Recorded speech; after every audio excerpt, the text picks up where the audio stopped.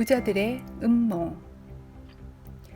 부자들은 우리에게 버는 한도 안에서 아껴서 살라는 메시지를 전한다. 자신들의 올바른 소비 습관과 생활 태도가 그들을 부자로 만들었다는 것이다. 이런 부자들의 주장에 대해 부자 아빠, 가난한 아빠의 저자 로버트 기요사키는 그것은 모두 속임수라고 말한다. 그들이 부자가 된 이유는 그들만이 알고 있는 돈의 규칙을 공유해 왔기 때문이라는 것이다. 얼마 전 금융위기가 전 세계에 닥쳐왔다. 그 속에서도 보통 사람들은 부자들이 말하는 돈의 낡은 규칙을 찰떡같이 믿으며 따라왔다.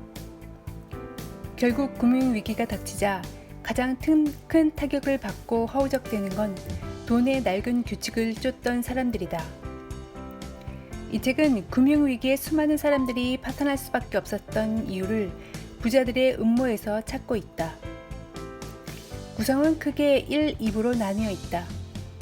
1부에서는 부자들을 가장 잘 아는 부자 아빠 로버트 기요사키가 금융 역사를 거슬러 올라가 부자들이 자신들의 부를 채우기 위해 사람들에게 어떤 규칙을 퍼뜨렸는지 낱낱이 파헤쳐 폭로한다.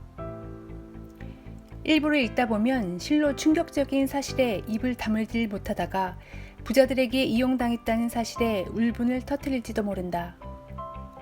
한편 2부에서는 보통 사람들도 부자가 되기 위해 그리고 돈이 필요할 때 부자들처럼 스스로 돈을 찍어내기 위해서는 무엇을 준비해야 하는지를 상세히 가르쳐준다.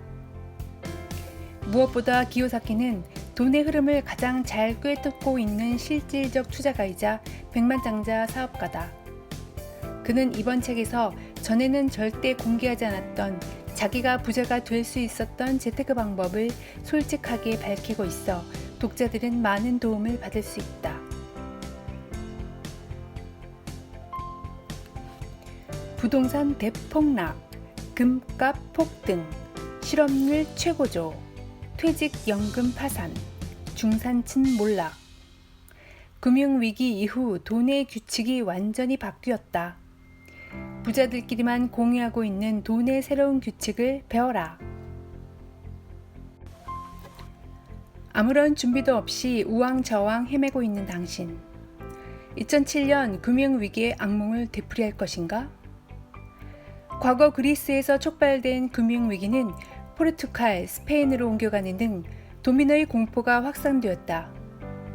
다행히 7,500억 유로라는 어마어마한 구제금융을 통해 급한 불은 껐다.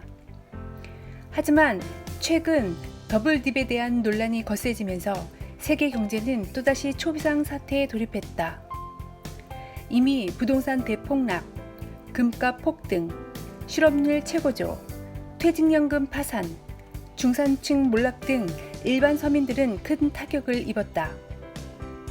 아무리 절약하고 모아도 제자리 걸음이고 빚더미에 눌려 뒤로 나빠지는 경우가 허다하다. 반면 부자들은 끄떡없다. 그들은 지금 이 순간에도 더 많은 돈을 벌어들이고 있다. 그렇다면 부자들은 알고 보통 사람들은 모르는 것은 무엇일까? 또다시 불어닥친 금융위기에 우리는 무엇을 어떻게 준비해야 할까?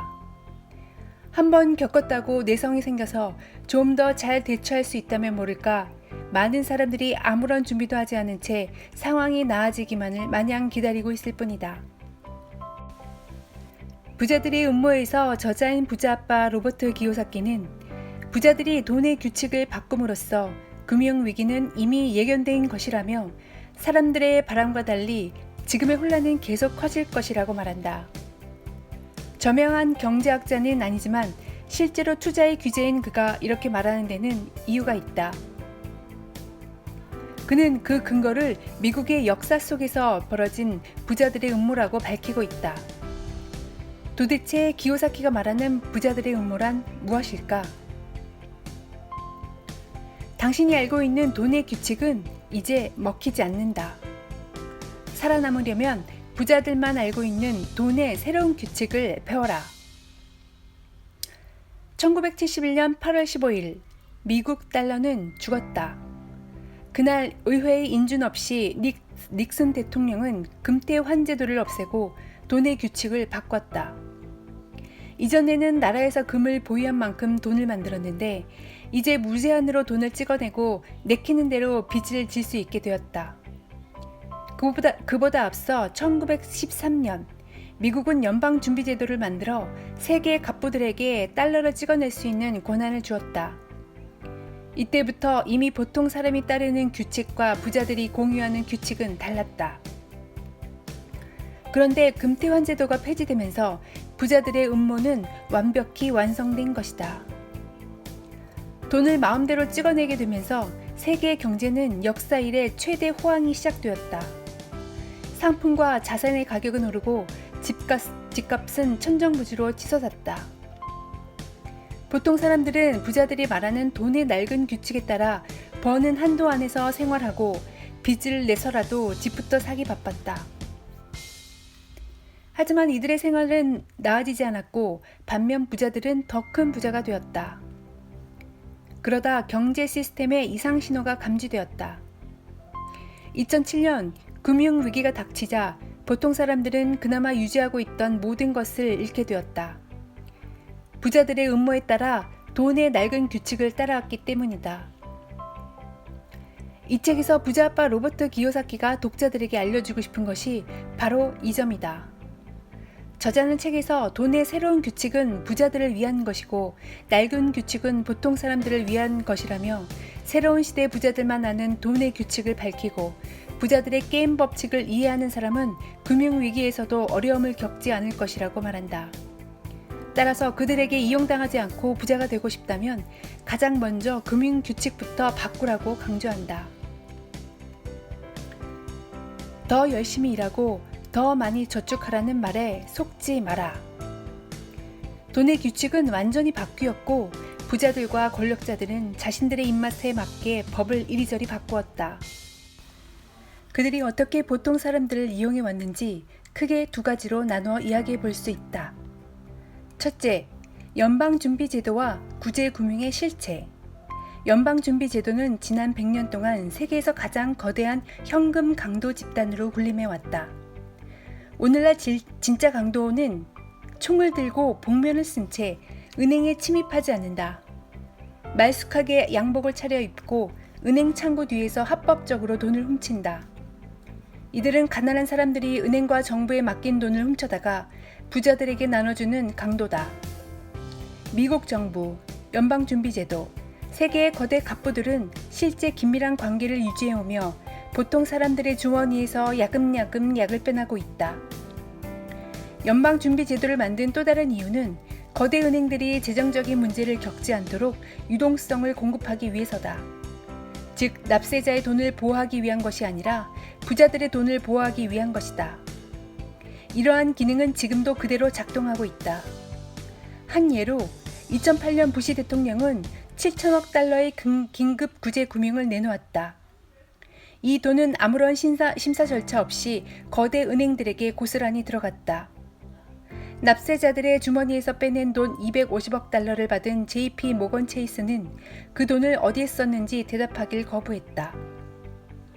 그리고 2008년 4분기 실적을 분석해보면 부실 자산 구제프 프로그램 혜택을 받은 13개 거대 은행 중 10개 은행의 초과 대출 금액이 4분의 3분기에 비해 1.4%인 460억 달러가 줄어든 것으로 나타났다. 사람들에게 빌려주라고 정부가 준 납세자들의 돈 1,480억 달러를 이들 은행이 꿀꺽했다는 것이다. AIG의 경우 1,800억 달러 이상을 정부에서 받았다. 이 중 1억 6,500만 달러가 손실을 낸 대가로 경영진에게 보너스로 지급되었다는 사실이 알려지면서 납세자들의 분노를 산 일도 있다. 결국 부실 자산 구제 프로그램이라는 것도 납세자들의 주머니에서 돈을 빼내 금융위기를 초래한 주범인 거대 은행과 기업들의 주머니에 넣어주는 제도다. 금융위기로 전 세계의 손실은 60조 달러를 훨씬 넘는다고 한다.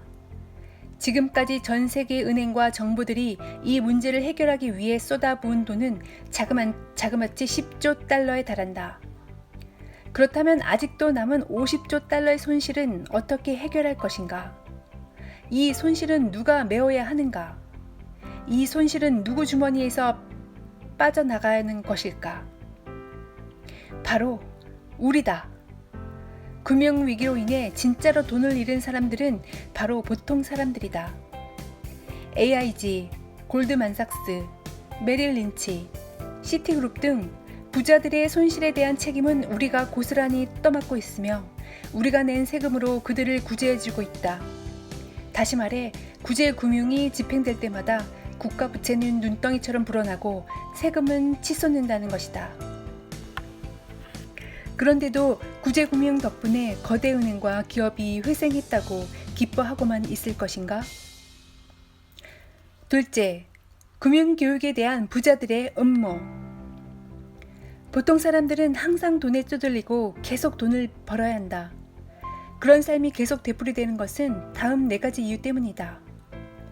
부자들은 다음과 같은 말을 사람들에게 가르치면서 그들의 주머니에서 돈을 마음대로 꺼내갈 수 있는 통로를 만들었다. 첫 번째, 세금. 좋은 학교를 나와서 든든한 직장을 잡아라. 이 말은 가장 높은 세율로 세금을 내는 피고용자가 되게끔 쇠뇌한다. 열심히 일해서 돈을 많이 벌라고 조언하는 것은 아이들에게 열심히 돈 벌어서 세금을 많이 내라고 부추기는 것이다. 둘째, 빚. 집부터 사라. 뭐니 해도 집이 가장 큰 자산이다. 이 말은 빨리 은행에 가서 빚을 얻으라고 광고하는 것이다. 집은 자산이 아니라 부채다. 주머니에서 돈이 빠져나가게 하기 때문이다. 또 집보다 더 좋은 투자 대상은 없다고들 말한다. 그렇지 않다. 집은 절대 당신 주머니에 돈을 넣어주지 않는다. 세 번째, 인플레이션. 돈을 아끼고 저축하라. 은행에 돈을 저축하는 것은 통화량을 높여 인플레이션을 발생시키는 결과를 초래한다.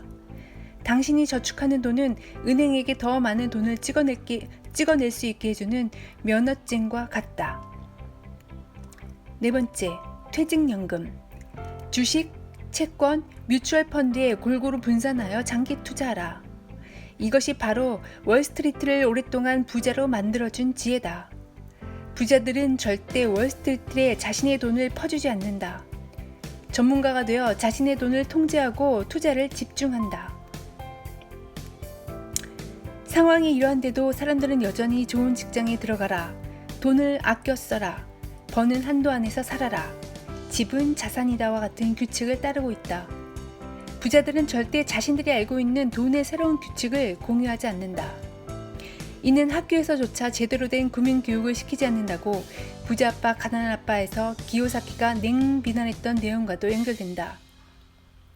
학교에서는 기껏해야 용돈 기입장을 어떻게 쓰는지, 은행에 돈을 어떻게 저금하는지, 퇴직연금이 어떻게 노후를 보장하는지에 대해 가르치는 것이 전부이다.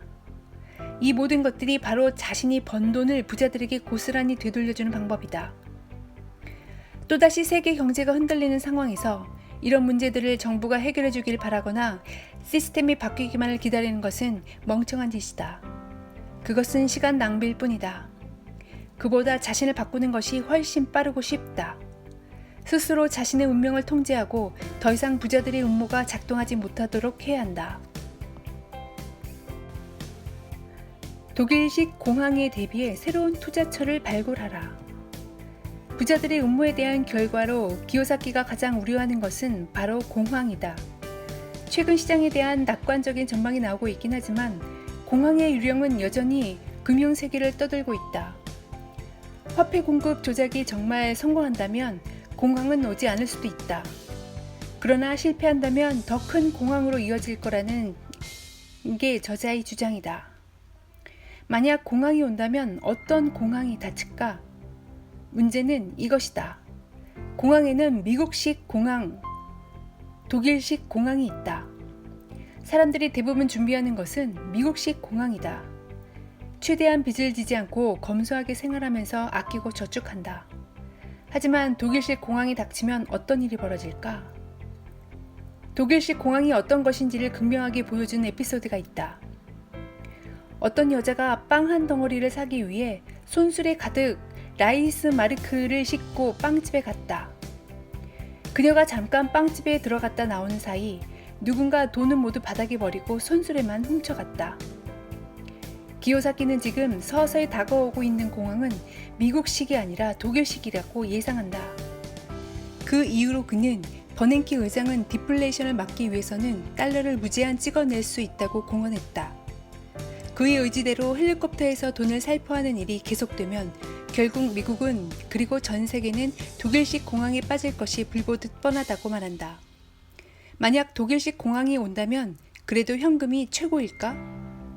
기요사키는 독일식 공황에 대비해 새로운 투자처를 찾아야 한다며 2부에서 실제 재테크 노하우를 알려준다. 월급 말고는 수입이 없다고?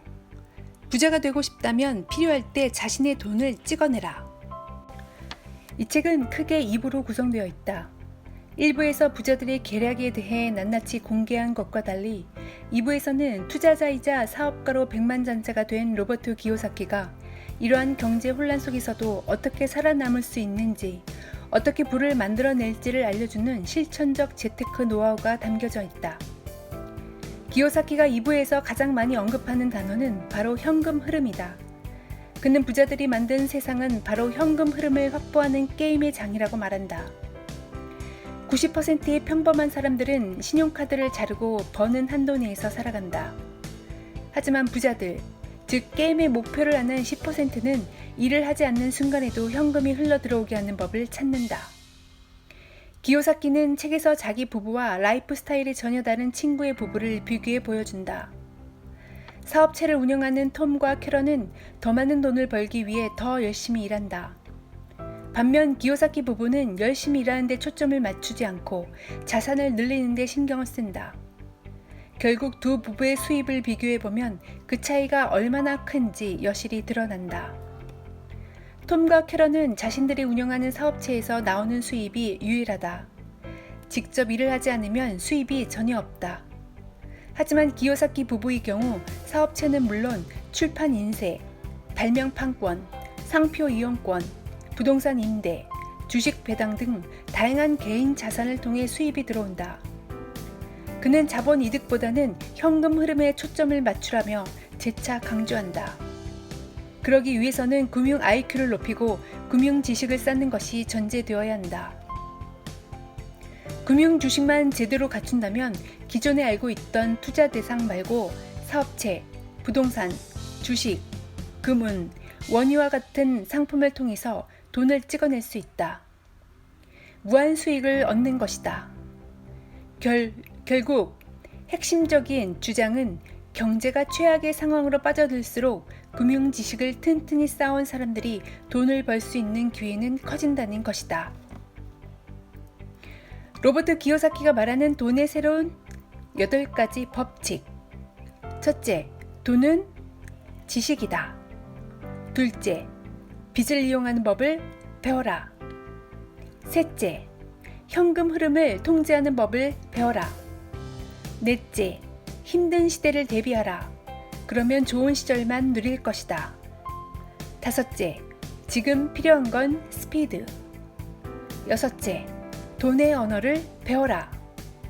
일곱 번째, 삶은 팀 경기다. 자신의 팀을 신중하게 선택하라. 여덟 번째, 돈의 가치가 떨어질수록 자신의 돈을 찍어내는 법을 배워라.